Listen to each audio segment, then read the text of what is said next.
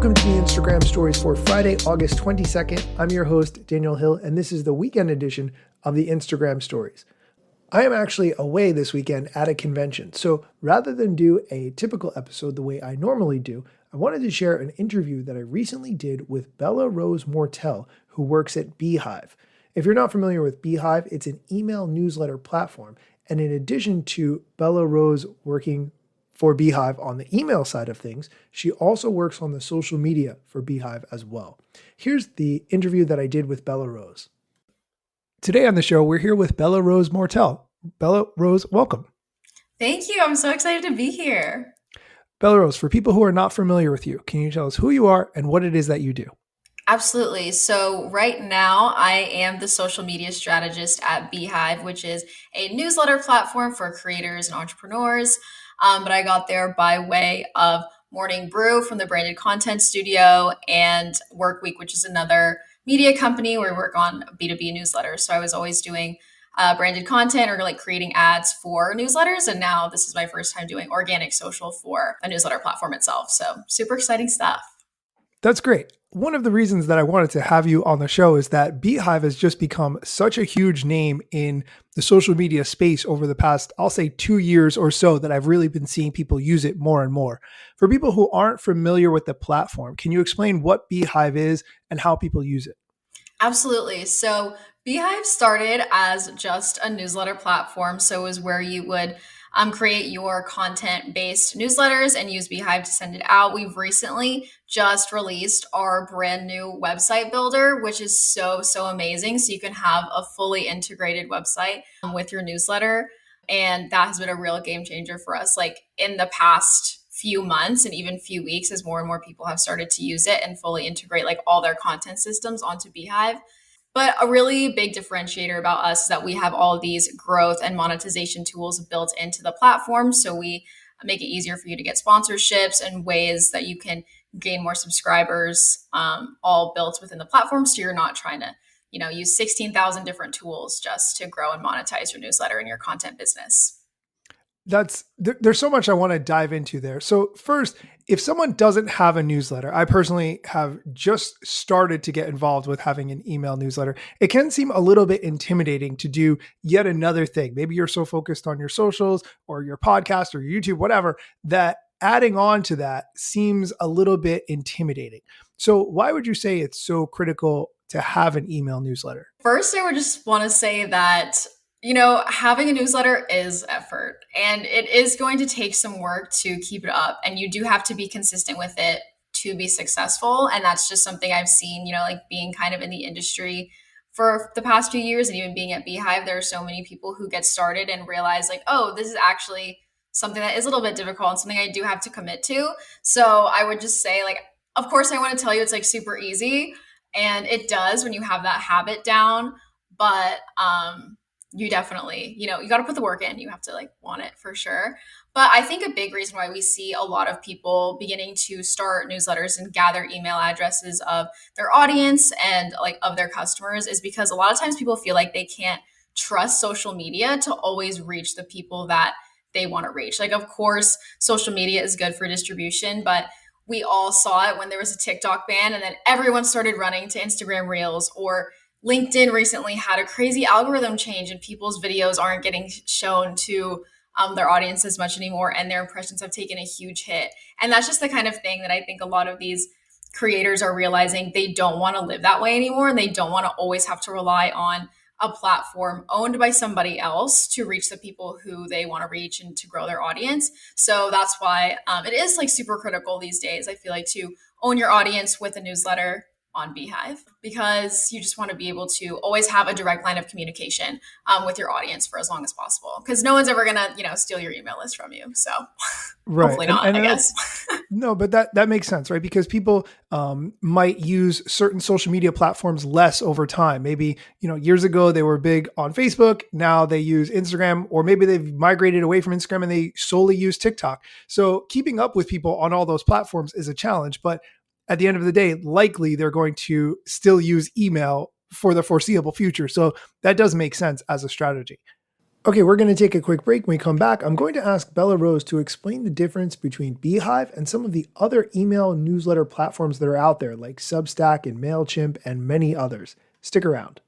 Welcome back. I'm talking with Bella Rose Mortel, who works at Beehiiv, which is an email newsletter platform. And Bella Rose also works on the social media there for Beehiiv. We're talking about some of the other email platforms that are out there and how they compare to Beehiiv. I know there are a lot of other competitive tools out there similar to Beehiiv, right? A lot of people are using Substack. I think MailChimp has been around for years. There are plenty of other tools like that. What makes Beehiiv different? I know there are a lot of tools integrated with it. So can you talk about those a little bit? Yeah, I mean, I definitely see the biggest comparison kind of as of late to Substack. There's a lot of creators who are moving to Substack, but I feel like Substack is a little bit more for like a hobbyist blogger type of user. Beehiiv is definitely the platform you want to use if you want to build a creator business. So, one of the big things with Substack I know is that paid subscriptions are a big way that their creators are getting paid. But Substack does take a big cut of their subscription revenue from the user. And with Beehiiv, we take 0%. So, like all of the money Oh, you earn from your subscriptions, you get to keep, except for the Stripe fees. So sorry, but not my business on that one. But no, that's fair. Everyone has the credit card fees now, and even when you go to a restaurant, they're charging you 3%. I don't love it, but I understand it's part of it. Yeah, so that's the biggest thing. But like I said, I mean, Beehiiv is the place where you want to be to build your creator business. Like we also have this ad network built in within the platform, so you'll get served like sponsorship opportunities for your newsletter. And we have a whole team and systems built like within Beehiiv to send you great sponsorship opportunities from these very premium sponsors. Um, that like really will make sense for your audience and are catered to you. And we've had like so many great new sponsors like join recently, like Roku, HubSpot, the Black Tux, so many. Like I'm sure it's on our social media, but and then they just get sent to you like within your platform. Like you'll be in the editor, and then a little pop up will be there, and it'll say you could be monetizing from this email. And like here's this ad that we want to provision to you. So that makes it super easy. But that's just like one of the ways you could make money within Beehiiv. But the ad network is a really big one.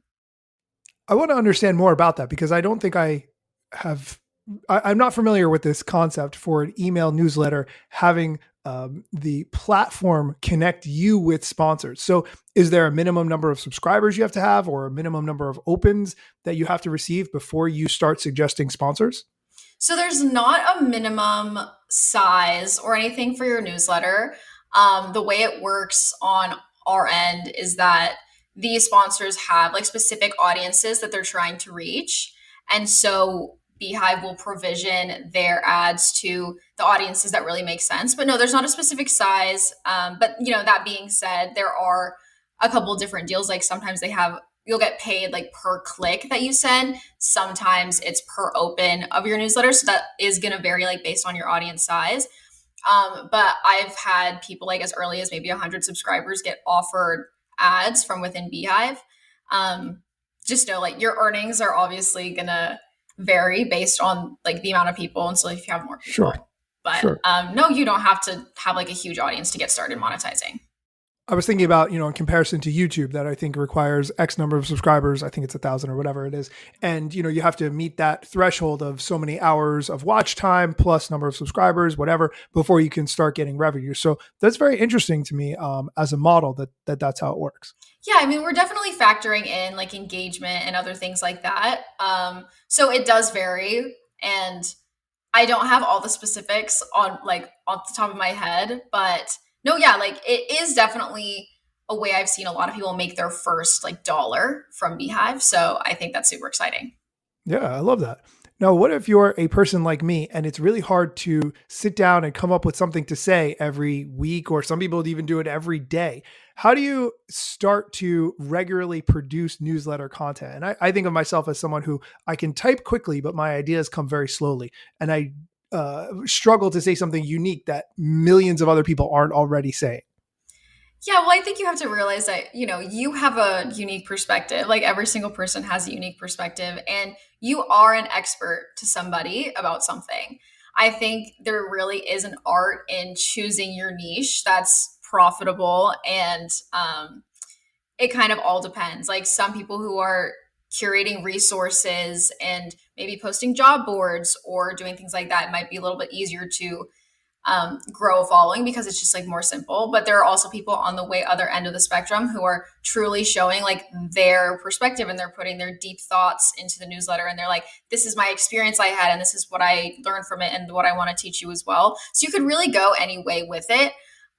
It just kind of depends, I guess, on your time commitment that you want to add, because I know that some of these more like thought leadership newsletters, it is, you have to think about it and you have to draft it and you have to like really put some time into what you're going to say. But you could also go another route where it's more of a curation and make it a little bit easier. Are there AI tools that Beehive has to help make that process a little more easy or quicker? In terms of choosing your niche, I wouldn't say so. But once you know what you are writing about, we have a lot of AI tools like within our editor that can help you, like tighten things up or even Oh, change the language of what you wrote, or, edit images within the editor. So that's a little bit more on the technical side. But there definitely are tools within the editor, like once you know what you're writing about, to make your writing process easier and a little bit more efficient.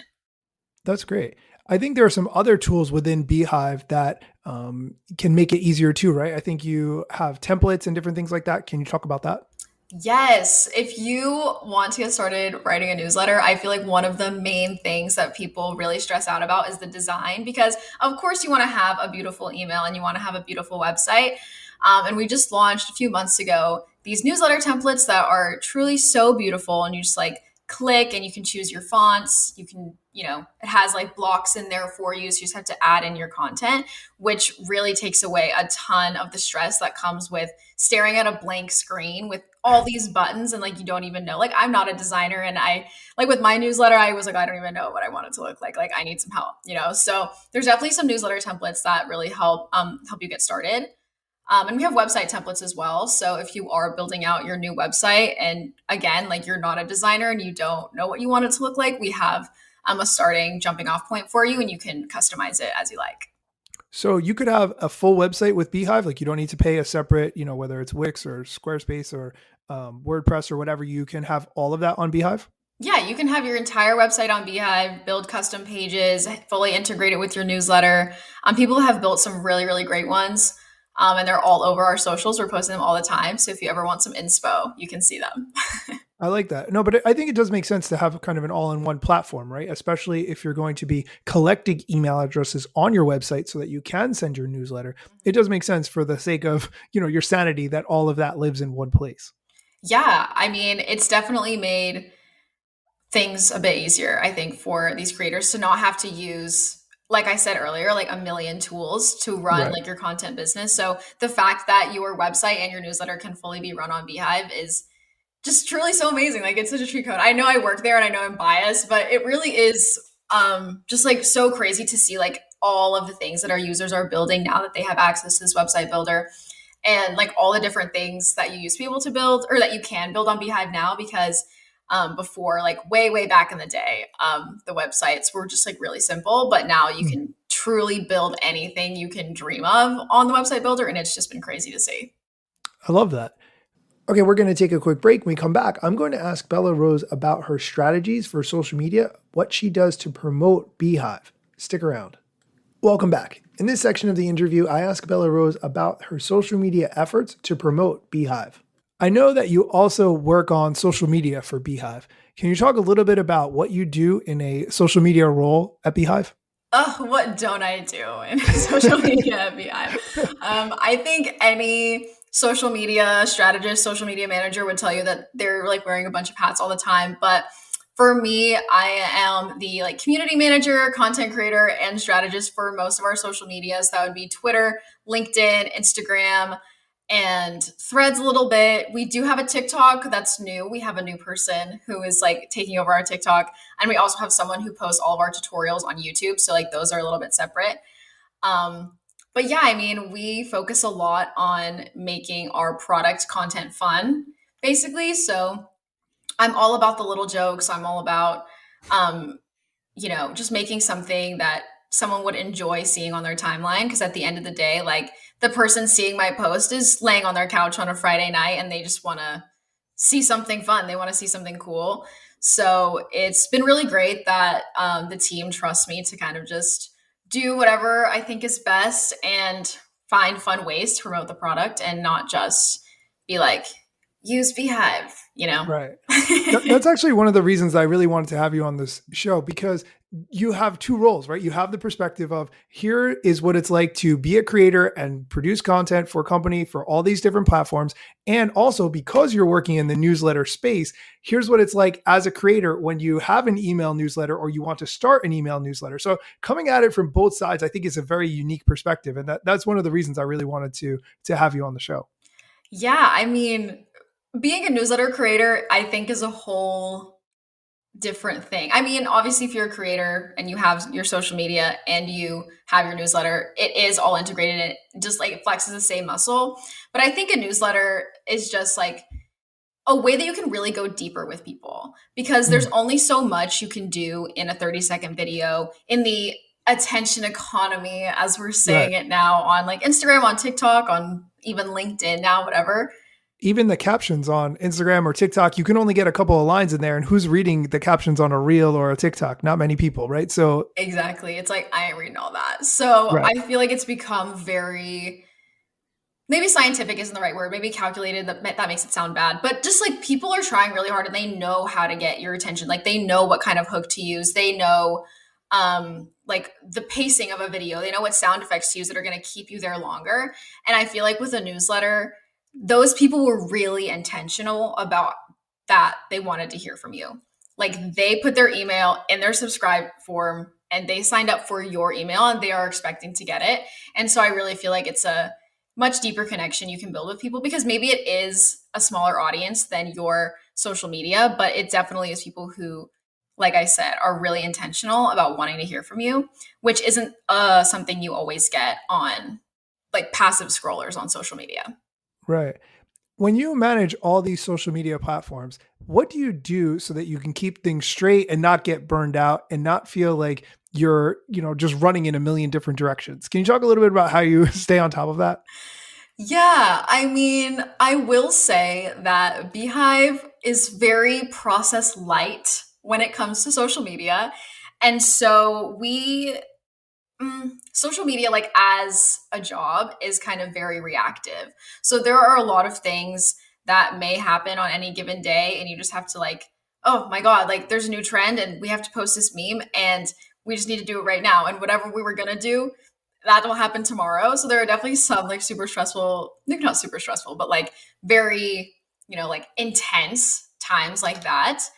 Um, but yeah, I mean, I got a good scheduling tool. I use this tool called Assembly right now, which makes it really easy to cross post things to different channels.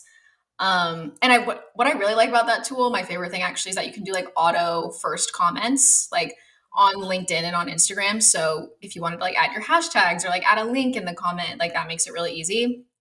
But in terms of how I stay organized, honestly, sometimes you just got to take it day by day. You got to plan ahead though when you can. I think we're usually planned pretty solidly like a week in advance, but social's a marathon, so it just never Yeah. stops. You got to be ready for anything.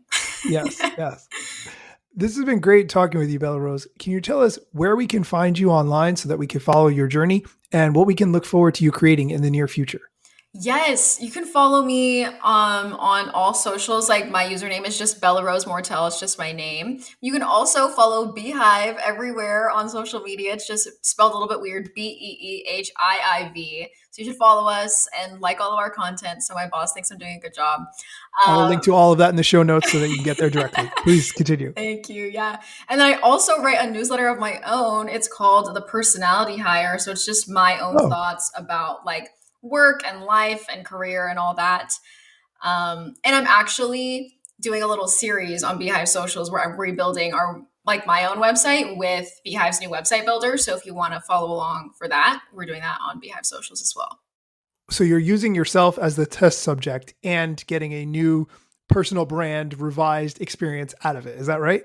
That's the goal. It's very new. We've done episode 1 so far, and episode 2 is on its way. But that's the goal. I think it's great to see, like, if all these kind of like newer creators like want to see just a regular person doing it, I think that is going to be helpful. So hopefully it works out. Hopefully people like it. I think people like the first one, so we're going to keep doing it. That's great. And that's on YouTube, or where is that?